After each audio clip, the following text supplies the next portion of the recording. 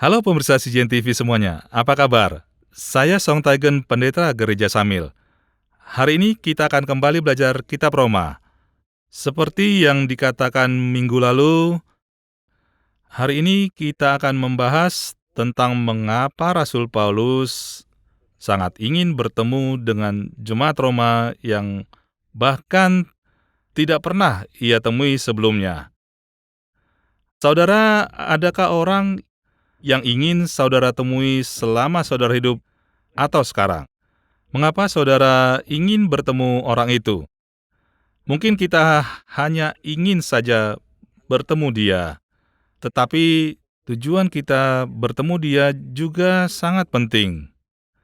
Selama saya hidup, hal yang semakin saya sadari adalah tidak bisa menemui orang yang dirindukan merupakan siksaan.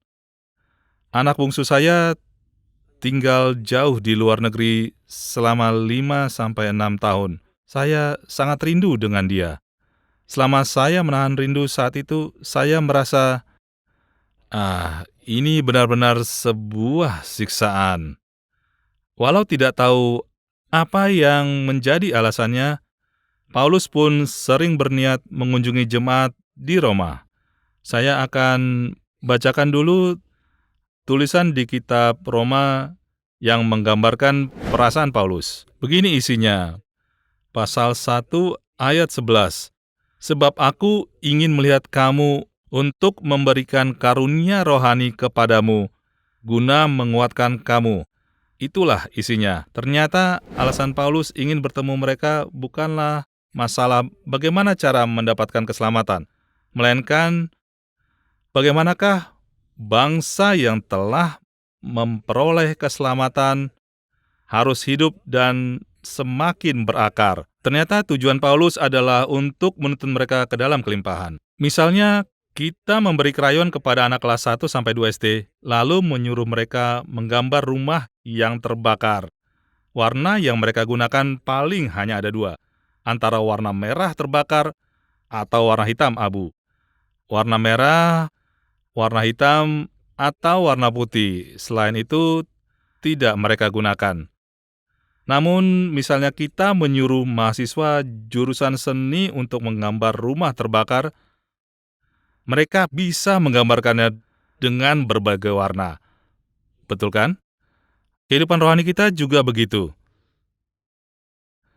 Kalau percaya Yesus, kita diselamatkan.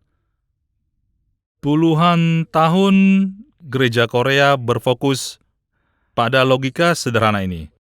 Memang saat itu hal ini sangat penting.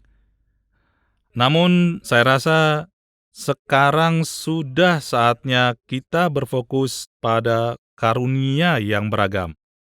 Lalu, apa alasan penting Paulus berusaha untuk menemui para jemaat saat itu di bawah kekaisaran Roma? Ia ingin supaya iman mereka semakin mendalam, sehingga iman mereka menjadi semakin berlimpah. Karena itulah, Paulus melewati berbagai rintangan demi menemui mereka. Sama seperti kita saat belajar di kelas bahasa, saat di sekolah. Kalau akhir-akhir ini sih, murid-murid biasanya belajar lebih dahulu sebelum masuk kelas. Sepertinya itu jadi masalah. Dulu saat saya sekolah, namanya bukan SD, tetapi sekolah negeri. Kalau dipikir-pikir, saya jadinya merasa tua. Saat itu, di sekolah saya mempelajari aksara Korea.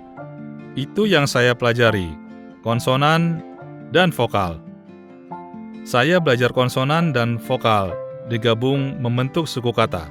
Setelah beberapa bulan berlalu, aksara yang tadinya hanya terlihat seperti simbol, akhirnya bisa saya baca. Sekarang, kalau kita bisa membaca, apakah artinya kita menguasai bahasa sepenuhnya?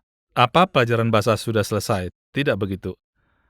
Setelah bisa membaca, kita mulai mempelajari kalimat dan juga makna. Kehidupan iman kita juga seperti itu.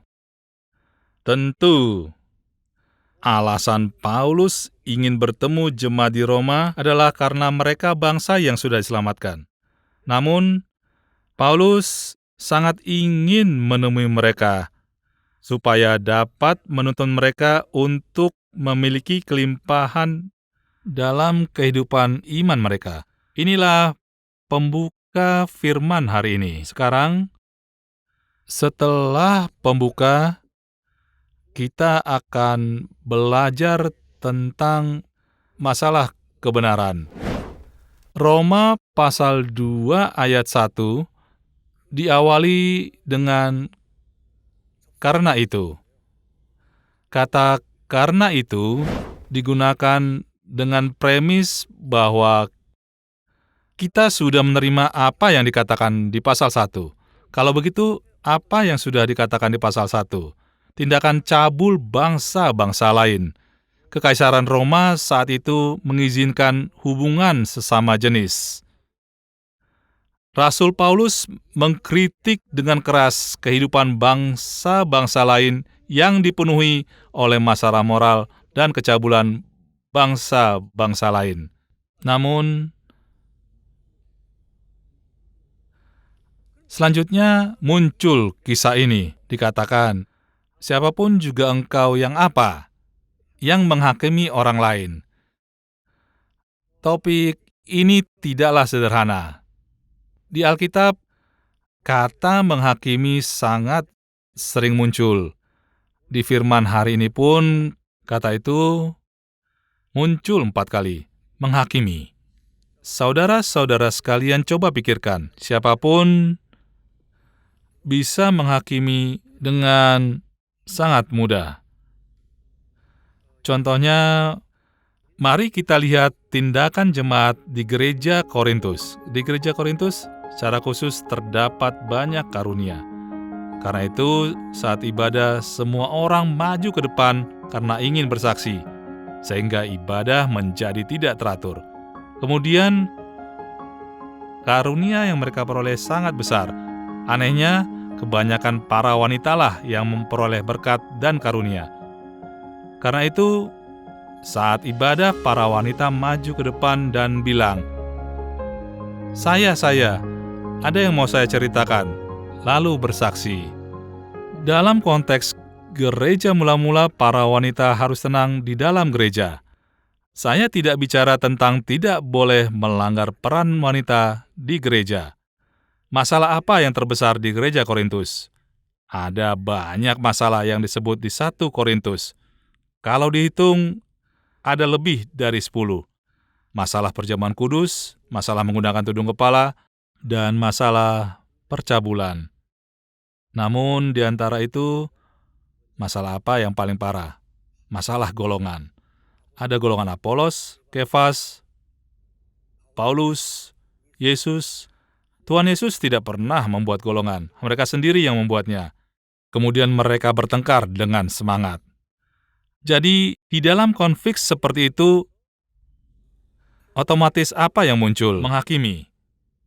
Namun saudara, Rasul Yakobus mengkritik dengan keras tentang masalah menghakimi orang lain. Bahkan dikatakan bahwa mereka telah meninggalkan iman mereka. Mengapa persoalan menghakimi orang lain bisa dikatakan sebagai meninggalkan iman? Mari kita pikirkan, mengapa bisa muncul kesimpulan seperti ini? Apa itu menghakimi? Ada 2 hal yang mendasari hal-hal menghakimi. Pertama, dirinya menjadi hakim. Seolah-olah dirinya memiliki jabatan untuk menghakimi. Lalu kedua, ia menganggap dirinya sebagai hakim, kemudian menghakimi orang lain. Namun, apakah semua orang bisa melakukan penghakiman? Hanya Tuhan yang bisa melakukannya. Kalau begitu, ketika menghakimi orang lain, dia sedang menggantikan siapa? Ya, artinya dia menggantikan Tuhan, melakukan hal yang harusnya Tuhan lakukan. Karena itu, apa berlebihan jika Rasul Yakobus menggunakan istilah meninggalkan iman. Itu istilah yang tepat. Hari ini, melalui perkataan Rasul Paulus, siapapun juga yang menghakimi orang lain tidak bebas dari salah. Engkau menghakimi dirimu sendiri, karena engkau yang menghakimi orang lain melakukan hal-hal yang sama. Lalu apa artinya? Penghakiman hanya bisa dilakukan oleh Tuhan. Namun apabila manusia menghakimi, sama saja berarti ia menggantikan posisinya Tuhan. Sesungguhnya betapa menakutkannya dosa tersebut. Betapa ia melakukan dosa yang amat besar di hadapan Tuhan. Namun kita harus tahu mengapa Paulus menyampaikan hal ini. Mengapa hal ini penting? Apa yang muncul setelah kata "karena itu" tentang dosa kotor yang dilakukan bangsa-bangsa lain? Namun orang Yahudi ternyata melaporkan hal itu. Namun ini yang ingin disampaikan oleh Paulus. Apakah orang bangsa-bangsa lain berbeda dengan orang Yahudi? Atau ternyata sama saja? Ya, mereka sama saja. Memang bangsa-bangsa lain berdosa karena melakukan dosa tersebut. Namun, apakah orang Yahudi tidak? Untuk membuktikan dosa ini, Paulus menyampaikan pemahaman tentang kebenaran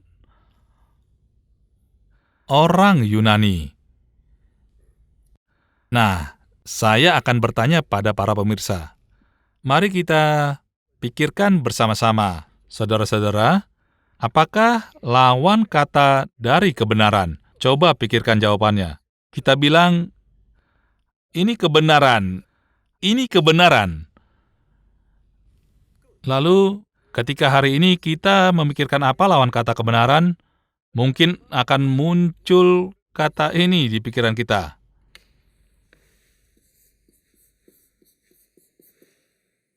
Betul? Sepertinya betul. Namun, dalam pemahaman Yunani, kebenaran dan kebohongan bukan hal yang bertentangan. Saudara, coba pikirkan persamaan kata dari kebenaran. Dalam pemahaman Yunani, sinonim dari kebenaran adalah gejala. Sesuatu yang terlihat. Mari kita lihat. Apa lawan katanya gejala? Akar yang terdapat di dalamnya. Jadi, masalah kebenaran bukanlah tentang soal fakta atau bukan. Bagi orang Yunani, itu adalah sesuatu yang terlihat oleh mata. Begini, sebuah pohon tertanam di tanah. Apa itu pohon? Hasil dari buah. Ini yang dianggap oleh orang Yunani sebagai kebenaran. Namun, kita tidak bisa melihat yang tidak kelihatan. Jadi, ada dua jenis orang yang berdosa. Ada orang yang melakukan dosa, ada orang yang berpotensi melakukan dosa. Apa perbedaan pohon apel yang berusia 3 bulan dan yang berusia 3 tahun? Pohon apel yang berusia 3 bulan masih belum berbuah. Betul? Sementara pohon apel yang berusia 3 tahun sudah berbuah. Namun pada dasarnya, mereka sama atau beda? Tentu saja sama. Inilah yang ingin dikatakan oleh Paulus. Kita tidak melakukan perbuatan dosa, bukan berarti kita bukan pendosa. Lagi, ini penting, saya tekankan lagi. Orang-orang berkata, saya tidak berbuat dosa. Kita sering mendengar berita sadis di berita. Kalau begitu, saya juga pernah melakukannya. Hahaha. Kok bisa manusia berbuat begitu? Jadi sebenarnya apa maksud perkataan tersebut? Saya tidak melakukan dosa seperti itu. Kita tidak boleh berpikir bahwa karena kita tidak melakukan perbuatan dosa, kita bukan pendosa. Kenapa? Sesungguhnya, buah dosa di dalam diri kita belum terbentuk saja. Tetapi apakah di dalam diri kita ada potensinya. Tentu banyak. Jadi, kita tidak boleh menilai seseorang pendosa atau bukan melalui perbuatannya. Roma pasal 3 ayat 20 berkata begini, "Karena semua orang telah berbuat dosa dan telah kehilangan kemuliaan Allah." Di sana tertulis semua orang. Sesuai dengan ajaran di Alkitab mulai dari Kejadian pasal 3, di dalam diri Adam sudah terdapat DNA orang yang berdosa. Hanya saja buahnya belum keluar dari diri kita. Namun, orang yang melakukan dosa maupun yang menyembunyikan dalam diri itu sama saja. Inilah perbedaan penting antara kebenaran orang-orang Yunani dan orang zaman sekarang. Saudara sekalian, mari kita buka kitab Matius pasal 5 untuk kita renungkan baik-baik. Di sini tertulis, "Jangan berzina. Kamu telah mendengar firman, jangan berzina. Tetapi aku berkata kepadamu, setiap orang yang memandang perempuan serta menginginkannya, sudah apa? Sudah berzina." Jadi, apa definisi dosa menurut Tuhan Yesus? Bukan soal berbuat atau tidak berbuat. Bahkan niat berdosa saja sudah dianggap apa? Dianggap bahwa sudah melakukan dosa. Jadi, saudara-saudara, saya ingin bertanya, Kain muncul sebagai pembunuh pertama di Alkitab. Ia membunuh. Apakah dia pembunuh karena telah membunuh, atau dia pembunuh karena punya faktor untuk membunuh?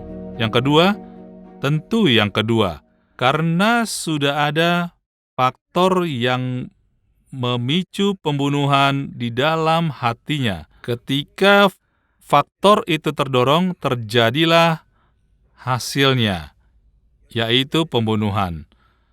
Dia bukan menjadi pembunuh karena telah membunuh. Inilah wujudnya manusia. Melalui surat Roma, Paulus ingin mengatakan bahwa baik bangsa-bangsa lain maupun bangsa Yahudi, wujudnya sama saja. Nah, tetapi di bagian pembuka episode pertama, kita pernah merangkum topik di surat Roma menjadi 3 kata. Pertama adalah kabar baik. Perihal kabar baik ini dibahas mulai dari pasal 1 hingga pasal 11. Kemudian ayat pertama, pasal 12 dimulai dengan "Aku menasihatkan kamu supaya kamu mempersembahkan tubuhmu sebagai persembahan yang hidup." Tubuh artinya adalah hidup. Kemudian pasal-pasal lainnya menerangkan cara hidup sebagai komunitas Kristus yang sehat. Jadi, topik utama dari kitab Roma adalah kabar baik. Namun sebelum menjelaskan kabar baik, surat Roma lebih dulu menyampaikan tentang wujud manusia yang penuh dosa. Ini berlanjut hingga pasal 3. Kita pun melihat pertemuan antara wujud asli manusia dan belas kasihan Tuhan. Di kitab Ratapan pasal 3 ayat 22 sampai 23, ketika saat teduh kita biasa menghafal ayat ini. "Tak berkesudahan kasih setia Tuhan, tak habis-habisnya rahmat-Nya. Selalu baru tiap pagi, besar kesetiaan-Mu." Saudara, dikatakan tak berkesudahan kasih setia Tuhan, tak habis-habisnya rahmat-Nya. Selalu baru tiap pagi. Lalu apa yang besar? Kesetiaan Tuhan. Saya sudah berkali-kali membaca dan menghafal ayat ini. Setiap kali merenungkannya, ada yang membuat saya tersentuh hingga menangis. Bukan kasih setia atau rahmat-Nya, melainkan karena kesetiaannya. Sekalipun kita minum air dari selokan dan tersesat, sekalipun kita mengembara di lembah, sekalipun kondisi kita sedang hancur, dalam kondisi apapun Tuhan selalu setia pada kita. Saya percaya bahwa dasar dari keselamatan kita adalah kesetiaan Tuhan. Karena itu, di kitab Wahyu dikatakan bahwa Yesus Kristus adalah Alfa dan Omega. Apa itu Alfa dan Omega? Alfa ditulis begini, Omega ditulis begini. Ini adalah abjad pertama dan abjad terakhir bahasa Yunani. Mengapa Yesus Alfa dan Omega? Artinya adalah bahwa Tuhan Yesus adalah yang pertama dan yang terkemudian. Inilah artinya hal yang Ia mulai akan Ia selesaikan. Tuhan tidak menyerah di tengah-tengah. Apakah saudara sekalian juga percaya itu? Dalam prosesnya, kita bisa saja berbalik, keras kepala, ataupun jatuh. Namun, saat itu, apa yang Tuhan lakukan? Karena Tuhan sangat setia kepada kita. Ia tidak pernah sekalipun meninggalkan atau melepaskan kita. Ialah Alfa dan Omega. Hal ini ditunjukkan oleh Tuhan, puncaknya di atas kayu salib. Saya sampaikan kepada saudara, apa hubungannya kesetiaan Tuhan dengan peristiwa di kayu salib? Seseorang sedang berjalan lalu menemukan rumah yang ingin ia tinggali selamanya. Ia menghampiri pemilik rumah lalu bertanya, berapa harga rumahnya? 20 miliar. Biasanya uang tanda kontrak itu 1/10. Misalnya, karena rumahnya 20 miliar, uang tanda kontraknya sekitar 2 miliar. Ketika Tuhan berjanji kepada kita, itu agar Tuhan bisa membayar untuk menebus kita. Gereja Korea terkadang salah paham, karena menyatakan bahwa keselamatan itu gratis. Wah, itu salah besar. Keselamatan tidaklah gratis. Memang itu diberikan cuma-cuma untuk kita. Tetapi demi menyelamatkan kita, berapa besar yang Tuhan bayarkan? Tuhan menyerahkan anaknya untuk membayar kita. Apa itu gratis? Hal itu diberikan pada kita oleh kasih karunia. Tetapi sebenarnya keselamatan tidak terjadi dengan cuma-cuma. Ketika Tuhan Yesus mati di kayu salib, kita melihat betapa besarnya yang Tuhan bayarkan. Lihatlah saudara, anak Tuhan, segala-galanya bagi Tuhan. Jadi, seandainya peristiwa kayu salib adalah rumah 20 miliar, berhubung sepertinya akan lebih mudah dimengerti jika dijelaskan dengan uang, mau tidak mau dijelaskan begini. Misalnya pembeli membayar langsung 20 miliar. Kalau begitu, apakah pembeli berniat untuk membeli rumah ini atau bisa saja beli, bisa saja tidak? Kalau sudah membayar semuanya, tentu dia sudah pasti membelinya. Dia sudah membayar dan membelinya, kan? Itulah yang disampaikan melalui peristiwa kayu salib. Ia bahkan menyerahkan anaknya. Bagaimana mungkin Ia tidak mengaruniakan segala sesuatu kepada kita? Tuhan telah menyerahkan segala miliknya di kayu salib. Keselamatan tidaklah gratis. Sekarang, mari kita bahas satu hal lagi. Ini yang terakhir. Misal kita masuk ke sebuah rumah dan gerbangnya megah. Lalu kita tanya, berapa biaya buat gerbang ini? Sekitar 100 miliar. Kalau begitu, kalau gerbangnya saja sudah 100 miliar, bagian yang kita nikmati di dalamnya, apakah senilai 10 miliar, senilai 10 miliar, atau lebih? Tentu saja lebih dari itu. Jadi, kayu salib adalah gerbang keselamatan, betul? Jadi, Inilah alasan utama Rasul Paulus menulis surat ini. Sekarang kalian sudah melewati salib dan mendapat keselamatan. Sekarang aku ingin melihat kamu menikmati karunia yang melimpah di dalam keselamatan itu bersama Kristus. Itu yang dia sampaikan. Saya berdoa dalam nama Tuhan agar melalui firman hari ini, firman Tuhan menjadi semakin kuat di dalam hati kita. Sekian program hari ini. Topik selanjutnya adalah Tuhan menang. Saudara menantikannya? Sampai jumpa minggu depan.